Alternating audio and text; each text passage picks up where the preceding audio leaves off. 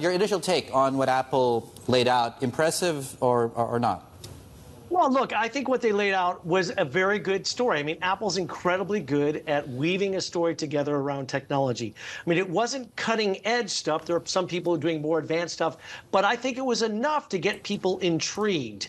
And so I think that's important because remember, when it comes to Apple, the number of people who use their products worldwide is so enormous that they're going to actually introduce a lot of people to Gen AI. We've been talking about Gen AI in the industry a lot, but in reality, most average people haven't really experienced it yet. And so I think what you're going to see with these Apple Intelligence features when they start shipping in the fall is that people are going to go, wow, actually, now I kind of get it, and this is kind of cool. Now, it's not going to work for everybody, and there are some issues, but like Steve said, it's, automatically doing certain things is really going to make your device feel smarter. And at the end of the day, that's important because Siri and other digital assistants have been incredibly frustrating. So to be able to just say something and have it react and have it turn on certain features or functions, I think people are going to enjoy that.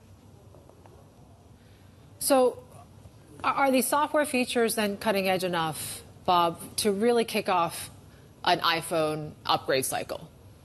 Yeah, so Yvonne, I mean, that's the big question, of course, is it enough to really get people to buy upgrades? And of course, Apple, unlike what we saw with Samsung, who, for example, brought AI features not only to their newest phones, but 2 generations back, Apple said, only 15 Pro, and then certain Macs, and then the future iPhones are going to be required for this. So the expectation is that some people will buy it. I think some will. The thing that surprised me the most, though, to be honest with you, is how much credit, in fact, they kind of gave to OpenAI. I mean, some people kind of joked all of a sudden Siri is a front end to ChatGPT, and that seems a little un-Apple-like, right? I mean, this is a company that's controlled the experience. And all of a sudden, they're like, oh, yeah. I mean, of course, they say, is it okay if we use ChatGPT? People are going to get tired of doing that. They're going to turn that off. They're just going to use it. And then what happens if something weird happens with OpenAI? Because let's be honest, weird things have already happened with OpenAI. And does Apple's experience get impacted from that? Now, after the fact, they did a Q&A with the press that said, hey, look, yes, we're also going to let Google models work, potentially others down the road. But still, it clearly showed to me that Apple didn't really have their act together to do the full set of intelligence that they wanted to do and had to rely on partners. Again, not very Apple-like, perhaps why the market reacted the way it did. Which brings to mind, Bob, whether or not this really is or not, their area of expertise. The reason I bring that up is, the share price is flat year to date, down massively. It's come back all the way effectively flat. And the market's treated Apple not like an AI play. And I'm wondering whether they've said enough for markets to then treat it like an AI stock, like the others, of course. Yeah, no, it's a great question, David. I'm not sure that they did enough, but at the same time, look, again, we got to remember, like I said, that their impact is enormous. And I think really what they're going to do is sort of set the stage for a broader Gen AI usage across more and more devices because people will be introduced to it. They're going to see it can do some pretty cool stuff. And then they're going to say, OK, now I get it. I understand it. And I can appreciate the value.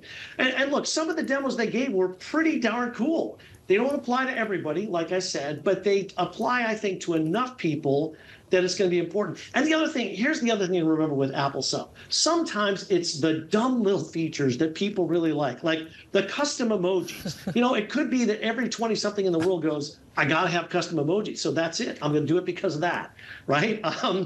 And quite honestly, the other thing they're doing is they're bringing RCS to the iPhone, all iPhones, which means texting between Android phones and Apple phones, if you ever had that experience, photo quality is terrible, video quality is terrible. That has nothing to do with Gen AI. That's going to work. It's going to be better. You're still going to have green bubbles, but you'll get a better quality texting experience. And frankly, for some people, that'll be more important than all of this other stuff.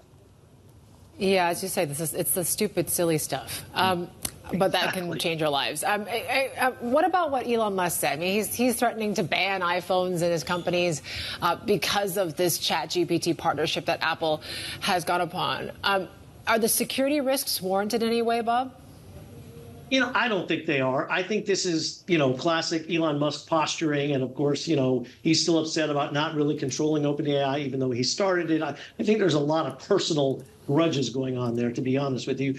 But look, I mean, Apple made it very clear they're going to do a lot of these capabilities on the device, on the phone, which we've heard other companies talk about as well, and then do some of it in the cloud. The difference being they're going to do it in their own cloud, Apple's own cloud, on Apple Silicon-based servers. It's actually existing Mac-based processors from the Mac Pro that they're going to put into these servers, and they're going to do it. And then the ChatGPT stuff, well, that's ChatGPT. But I think this is just, again, a reflection that Apple has opened themselves up with this OpenAI collaboration to those kinds of questions and those kinds of risks. I don't think the Musk thing is a serious concern. I think Apple's doing a pretty good job, as they always do, around security and privacy. But at the same time, it's just enough to make a couple of people say, okay.